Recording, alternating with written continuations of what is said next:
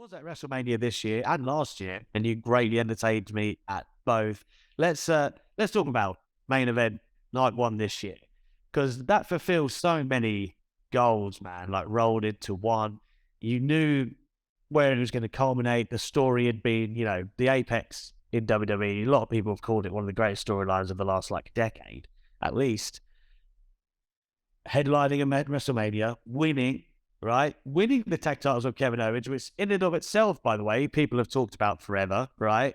Talk to me about how that moment came together for you. Because I know you were struggling to kind of articulate it after Montreal, but now that you've had time to digest and you're in the tag title run, talk to me about night one.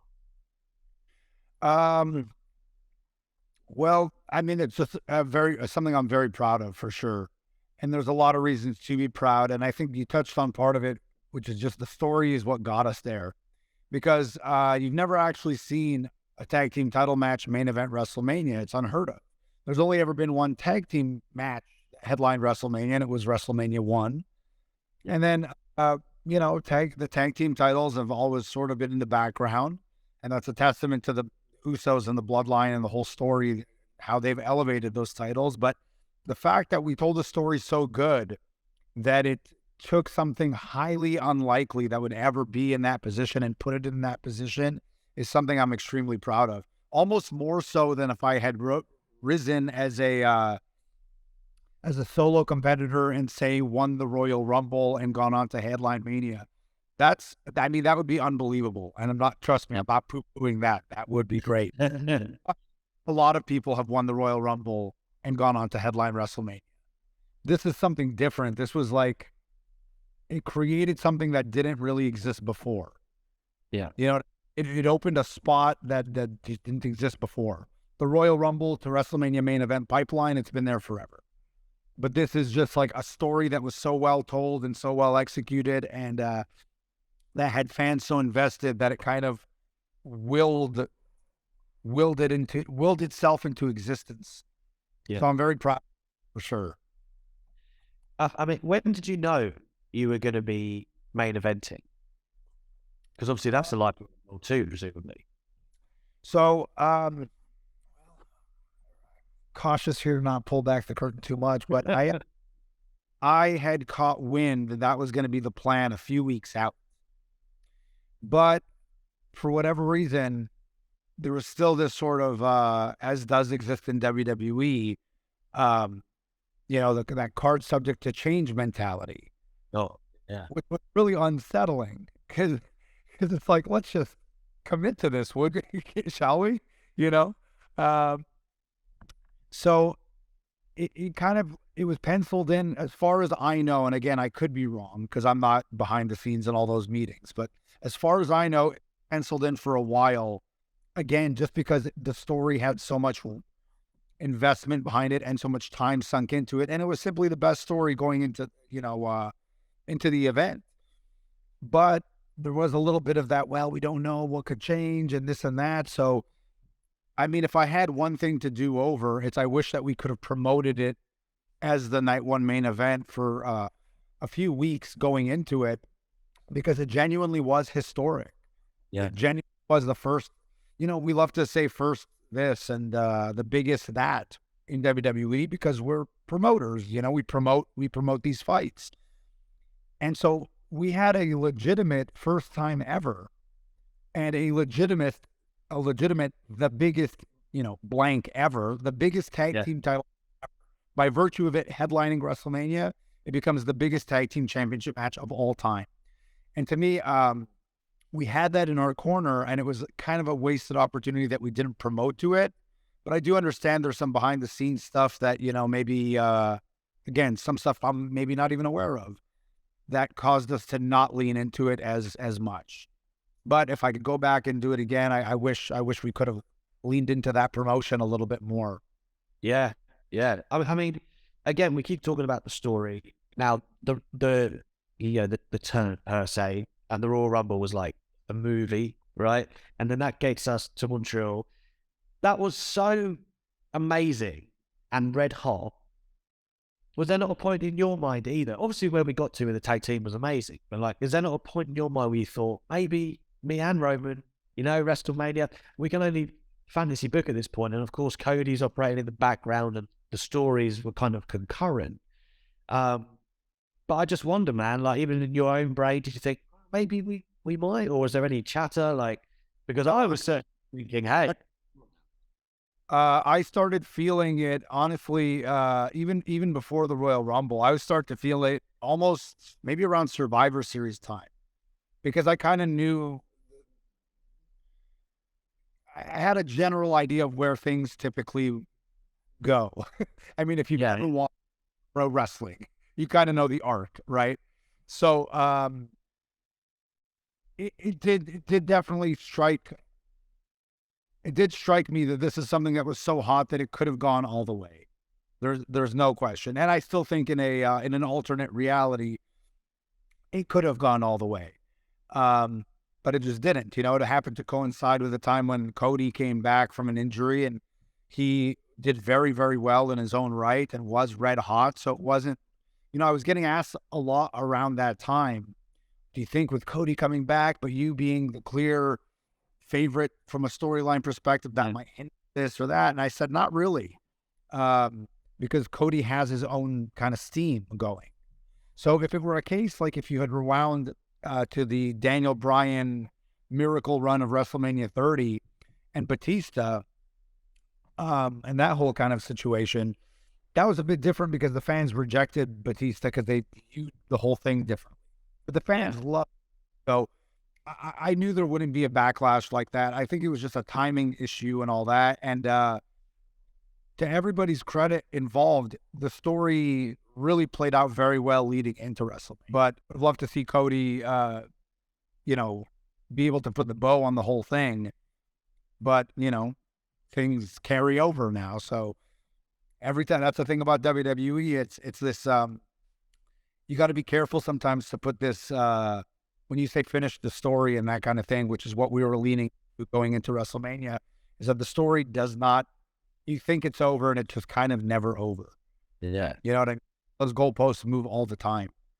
But yeah, to answer your question in short, for sure, I think if we had done things a little differently and if Cody wasn't ready to return at the right time, like for sure, I think we could have gone all the way with Roman and myself, just because the level of investment from the audience at that time was through the roof. yeah, it really was. And then the other thing as well is like with the Bloodline story, there was kind of the change with Vince McMahon and Triple H during it, right? He'd already got off to the races with Vince. And I know that, Paul Heyman and Roman, they probably have their fingerprints all over it anyway. But like, did that change much for you? Like Triple H kind of taking the reins? Obviously, you worked together closely in NXT before, so I assume it was a good thing for you. Certainly looked like it ended up a good thing for you. But in terms of where you were going to where it ended up going, did that make much of a difference? I think so. I think so. Only because, well, I guess for a couple of reasons, but it's hard to really pinpoint. It's hard to say in retrospect, like what if, because you kind of just know what did happen. But I think when you look back on the trajectory, and I said this in a different interview with Ariel Helwani at BT Sports, the thing that I did notice is, for me, a crucial component to the story was getting on screen with Roman, and the curveball here being that you expect Roman to not like me, but the curveball is that was the most important component early on in the story. And for whatever reason, that part just wasn't happening right away. If you go back and watch the entire timeline, it took a couple of months to get there, which in retrospect actually built the whole thing quite. So whether that same moment would have happened where I finally do get in the locker room with Roman and we hit it off and all that kind of thing, whether that would have happened while Vince was in charge or not, I don't know. I just know it didn't happen while Vince was in charge, and then Hunter ended up taking over. And about a month or so later, that's where we ended up. So, whether it's coincidental, whether it's not, whether the trajectory would have been the same or not, I don't think it would have gone exactly the same any way you cut it, because those are two different people with two very different visions. And, a lot of these great stories you talk about in the past, Vince was in charge under those great stories. So it's not to say these compelling stories could not have operated under him. It just probably would have had a different flavor. But what that is, I guess we'll never know. Yeah, again, just to kind of tie a bow on the Bloodline talk, I've got a couple of questions left. One being, you look like you was having so much fun in the ring, and everyone obviously enjoyed the laughter or hidden laughter. So that I guess there was an element of freedom and fluidity that you guys were having in those segments. Can you speak a little bit to just working with the Bloodline so closely, right? Because Paul Heyman as well, I'm assuming you would have gotten a lot of wisdom from him perhaps during that period of time. Just it was such an important stretch of your career now that people are always going to remember. Yeah, I hope so. We have so much recency bias that I hope it sticks around in people's minds, a few years down the definitely when we were doing it, I felt like this is something special, and everybody involved, not just myself, and I'm talking both sides of the camera, everybody knew top to bottom, oh, we're in the middle of something special, which is cool. You don't get to feel that all the time sometimes when you're in it. Sometimes it's only in hindsight. You touched on this earlier, but Elimination Chamber in Montreal, that was just a strange night because it was so emotional to me that it was almost hard to digest it the night of. When I look back now a few months removed, I'm like, man, what a special match that was, and what a special time that was, and what a special audience that was. And because the everything just keeps moving, sometimes I don't know, these memories are kind of lost, and you're kind of just remembering what the next thing is. So I hope it kind of stands the test of time, and I think it will. But it's very nice to hear people talking about it in that respect. Yeah, I don't know. I'm sorry, what was the question even? I kind of got off track there. Nah, it was more just like, what you learned or took from being with the Bloodline and how much fun you had, and, Heyman obviously being someone to bounce off on, and, Yeah. all that. No, it was 100%. Like I don't know. It's hard to say because sometimes I do these things, I'm like, well, that was it. I don't think I'll do anything better than that. But I've been pretty lucky in my career because I had 21 years before I did the Bloodline story. And for as many great things that I had done before, I still got to do something even greater with the Bloodline story. So,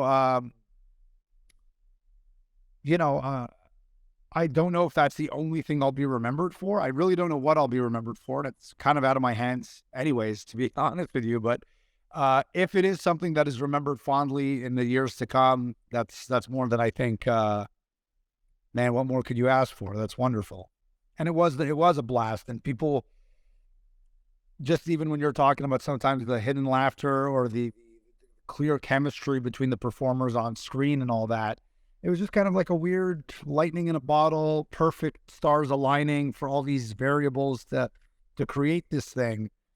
And just so many things went into creating something that just felt a bit special. So it would be very hard to recreate, but it's done more or less, and I'm glad I got to do it. And there's not much more to say than that, other than I hope everybody enjoyed it and remembers it fondly. Indeed. Just a one name answer. Who's the hardest to break in the in the Bloodline? Who held their laughter the best? Tough to say.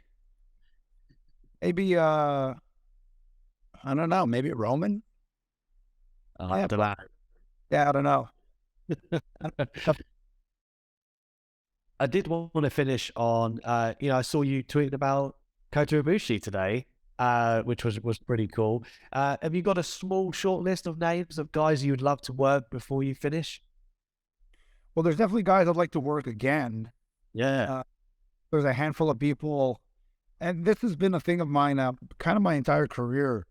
I tend to get really wrapped up in whatever bubble I'm in. So, when I first started on the independents, I was watching the independents, and I kind of got away from WWE, and I became much more fixated on the wrestling that was directly surrounding me or closely adjacent to me. So even now that's kind of followed my whole career and now in WWE. So it's inverse is true, where I'm not watching as many independents, and I don't watch as much Japanese, and I don't watch even as much AEW. I catch pieces of things all along the way, but my ear isn't quite to the ground as it once was, because I was in it, so it's different. Yeah. So there's a lot of guys that are just great that I've worked over the years that I would love to mix it up with again. And, they're friends of mine, and Ibushi is definitely on that list. He was one of my all-time favorite opponents, maybe even top 5. Just a guy I really loved being in the ring with, and great chemistry there. And of course, there's a handful of people that I've kind of seen pieces with where I think to myself, oh, I could have a great match with that person or whatever. But yeah, mainly, I don't know if it's just that or if it's funness for my friends, or I'd like to play again. I don't know. It's a lot of things, but with Ibushi, he's just very, very talented individual, and we just have a great chemistry. And I know I'm probably closer to the end than the beginning in terms of my career, because I've been doing it for 21 years, and I don't know if I have another 21 in me. You never know. Maybe. You never know. Right? I mean, Flair is still having a match here and there, so you really oh. But all this to say, it would be nice to play again with some of these guys. At which point the dead man literally starts dry heaving in the middle of the ring. It is the closest I can even conceive of Superman being handed a chain of kryptonite. It was unbelievable. He had to take a powder, as we say. And I was like, what the hell is going on here? It's like, Undertaker's afraid of cucumbers.